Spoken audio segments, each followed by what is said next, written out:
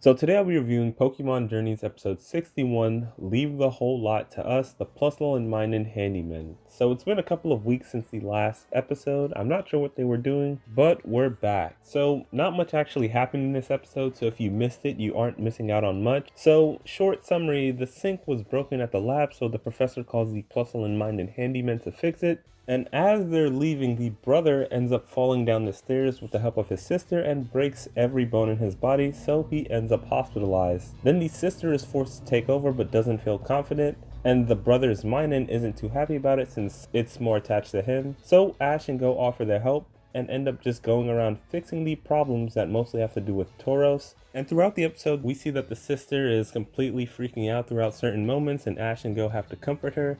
And Minun disapproves of her because of this, so it doesn't really help them out at all.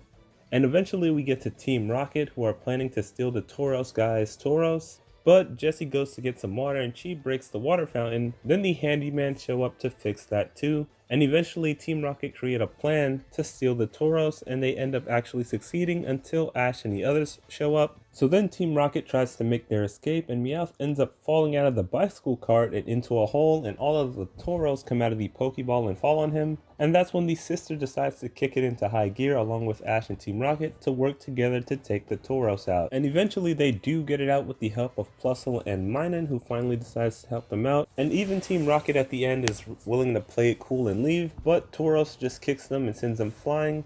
And that's pretty much where the episode ends. This episode was complete filler. Ash and Goh did nothing important in this episode. Goh didn't even catch a Pokemon, which says a lot about this episode. I won't say this is as bad as a two-parter because it did have some story in it, with the focuses being the sister trying to figure things out without her brother and trying to gain Minun's help. But none of the Minun stuff was executed great. Minun for the most part just stood there and it didn't matter much till the end when they needed power.